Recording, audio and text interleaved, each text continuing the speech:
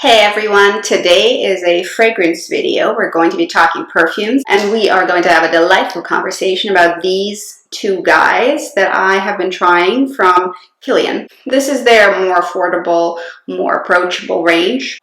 Really, price range is within designer brands, so your regular Dior and YSL sort of range, and that's how much you'll pay for these guys. So they are relatively affordable relative to the Kilian prices, or by Kilian prices, I should say. So today we will be covering two, so we are getting a twofer today, and they are I Don't Need a Prince by My Side to Be a Princess. Excessively long names, I feel like. And Kissing Burns 6.4 calories a minute, wanna work out. So those are the two we're going to talk about today. I've tried most of the ones available from that collection. So Kilian is owned by Estee Lauder. In case you didn't know, it is under the big corporation umbrella. Estee Lauder owns like half the makeup world, so not super surprising. And this range launched in 2018 and is considered to be more affordable, more accessible Kilian kind of fragrances. Honestly, they don't have a lot to do with the quality of the actual by Kilian line, so don't expect that. I wouldn't if I were you, but they are pretty well designer, standard designer level quality. So you are getting decent quality. It's not terrible. They're not the most long wearing. I've had much better, but they're not bad. And I have to say it was a fairly pleasant experience all over. There's nothing groundbreaking about either one of these two guys, but I do want to give you a bit of an overview and a feel for these fragrances in case you're interested and you don't have an easy time finding them to try, just to see if it's something that you're interested in trying. Say ordering a sample size. They sell them in a small size so that you can give them a try before investing into the big bottle. So let's start with the I Don't Need a Prince by My Side to Be a Princess. Unfortunately, they all have long, ridiculous names. I really wish it was a little bit sleeker. Packaging is not my favorite either, and I'm talking about the actual full-size bottles. Maybe somebody might enjoy it. I think it's bulky and uninspired. I think that the names are long and unnecessarily long, I should say. But let's get into the juice, because the juice is what it's really about. So like a lot of the fragrances in this line, this is going to be basically a gourmand. It is a sweet vanillic fragrance, really. And it has a vanillic balsamic quality to it. So it does have a vanilla benzo in combination that you're probably used to in fragrances. And it's a very pleasant one. They do intend to have a little bit of powderiness in here, but this is quite minimal and does not stand out all that much. It's not a super powdery fragrance, although it does wear into powder. After a couple of hours of wear, you do tend to get a little bit more powder. Generally, vanilla is pretty pleasant. It is not confectionery. It's not super sweet. It is a believable baker's vanilla. And I think why this works in this particular instance is because it does have a little bit of a green undertone, keeping it grounded. But it certainly does not smell green at all, if that's what you're thinking. You're not going to be getting anything interesting out of it either. What you are going to be getting is a pleasant vanillic scent, which I didn't have a problem with myself. I do like vanilla quite a bit in fragrances, and it's a very good note that basically suits almost all skin types.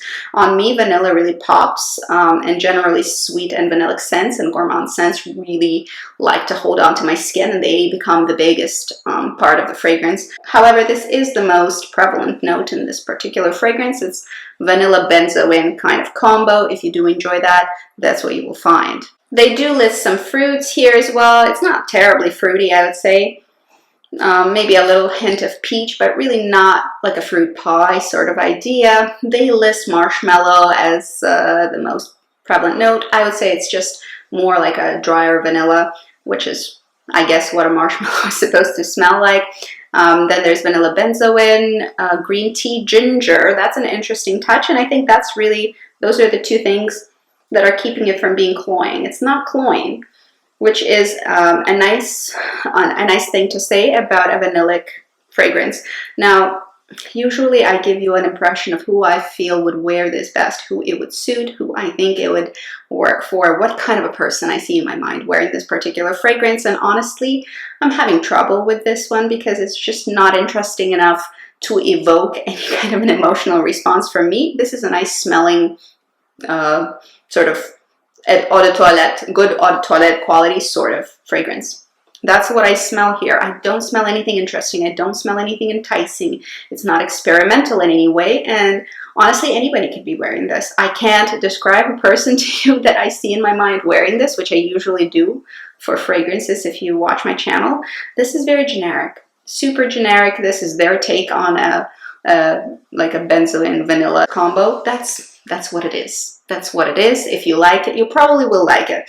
And what I would say is this is not going to be a signature scent for most people because it's just too boring. It is a genre of a fragrance, but it is pleasing and pleasant, which is why I think it will sell. And also why I think this is not necessarily a bad thing. This very generic, pleasing, sort of all things to all people quality, which is like an impressionist painting in grayish pastels, but it's not unpleasant. It's really quite pleasant to smell. It's just uninteresting, uninspired, and unoriginal, but it's not a bad thing because this kind of a fragrance I think would make a good gift for someone you don't know what they prefer. Mostly because this is a good fragrance that people will use up. Like if you are giving it to somebody who doesn't have a lot of fragrances, nobody will hate this, I don't think. I can't imagine anyone hating this because that just means you hate vanilla, which is really rather rare. So I think it's a very safe one to buy. This is probably one of those kinds of fragrances that you can actually buy blindly because it's just generically pleasing. It smells like a bit of cake batter, but it doesn't have a wow factor. It isn't something I would repurchase at all. It would be something that I would recommend you pick up for like a boyfriend's cousin for her birthday, like somebody you don't know very well, you don't know their tastes, you just want to buy them a fragrance for some reason as a gift, and this will make a good one because they're probably not going to hate it. This is very difficult to dislike. So we'll put aside that boring number and let's move on to something a little bit more exciting. Also sweet and vanillic, but much more exciting. This is Kissing Burns 6.4 calories a minute, wanna work out. Yet again, packaging is the same. And yet again, the name is long and unnecessarily frivolous. But let's talk about the scent here. This is a little bit more interesting. This is probably one of the most interesting things they have in their whole lineup, and I would say the most interesting thing they have in their lineup, and this one I'm actually quite impressed with. Lasting power is pretty average, so quality-wise it's not one of those that is going to last you absolutely a full day, but it's decent. So the lasting power is decent. It's not a sillage monster, but certainly if you over-apply it can be, and it is a delightful little number. I'm kind of tempted by it, honestly, which I did not think I would be, given what I thought of the entire lineup. But this is the coolest, the most interesting, and the most enticing fragrance of this lineup. Mostly because it does have this creaminess to it that I really enjoy in a scent that is very difficult to capture. Creaminess normally just comes across as either sweetness or unpleasant plastic undertone. And it's very difficult to capture that milky creaminess that is so delicious and yummy and pleasant in a fragrance. And this guy does do that. It is a little bit too sweet for my taste. I would like a little bit less sugar, more cream. But I think this is a really, really good attempt at a sweet, creamy fragrance. If you enjoy sweet, creamy fragrances, this is going to be probably quite a good find for you. Unfortunately, like I said, the quality is not top-notch, but it's good enough and it's very wearable. It is listed as a vanilla floral sweet lactonic fragrance. So generally it's sold as a vanilla floral. I don't think there's very much floral going on here, and I honestly think it's more of a vanilla lactonic fragrance, meaning that this creaminess, the milky quality of it is there. And they captured it beautifully, which I'm super impressed about because it is, in fact, very difficult to do, and many brands out there do it very poorly. There is a bit of a clarity and zing coming from Lily of the Valley, but that's about all the florals you're going to get here. So I wouldn't call this a floral at all. This is a straight up gourmand for me. And what I smell here is sweetened honeyed milk. They list milk and sugar as ingredients, but to me this is more milk and honey, which is much more enticing. Yum. There is something cozy and sexy about this. I think very nice fragrance for drawing people in. If you want an intimate sort of scent that will be slightly seductive and yet quite approachable, this is a good one.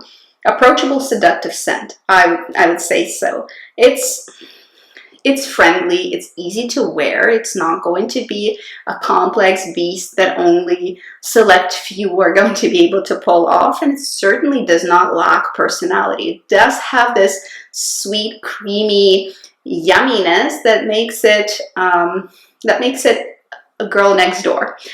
So this is a good interpretation of a girl next door kind of scent. And it's a good girl scent. Definitely there's nothing super vampy about it necessarily, but it is friendly and warm and approachable and cozy and slightly playful, like if you were in love with the girl next door and you grew up together and played hopscotch or whatever, and then you became a couple in your 20s or 30s, that's the kind of scent it is. It's just, there's a familiarity to it because it's a very well interpreted gourmand. So a gourmand clearly evokes food sort of sensation, which this does. There's something very cashmere shawl about it. There's something really homey and evokes maybe a feeling of sitting wrapped in that very same cashmere shawl, and it's probably white, on the bay windowsill, and maybe it's a little bit foggy and slightly rainy outside, and you just cuddle in there with a book and maybe a warm cup of milky tea, or maybe a latte of some sort, but not the coffee kind, the tea kind. Some kind of maybe a London fog, and that coziness and comfort relayed by the fragrance is really quite nice. I'm a little bit tempted by it, but my problem with it is, for my particular taste, it's a little bit sweet. It's a little bit on the sweet side. It's a little bit unbearable at times. So I think I'll probably skip on it, but most people enjoy sweets much more than I do in fragrances and are able to tolerate it much easier. Therefore, I think a firm recommendation out of the whole lineup, I think this is the one to look into, and this is the one to pay attention to. There is a ginger fragrance there as well, which is quite nice. I would absolutely, if we're talking about gourmands, and those are two gourmands definitely in the lineup, I don't need a prince by my side to be a princess. It's going to be a pass. And KISSING, or Kissing Burns 6.4 calories a minute, want to work out. That is going to be my pick out of the gourmands that they do introduce in the collection.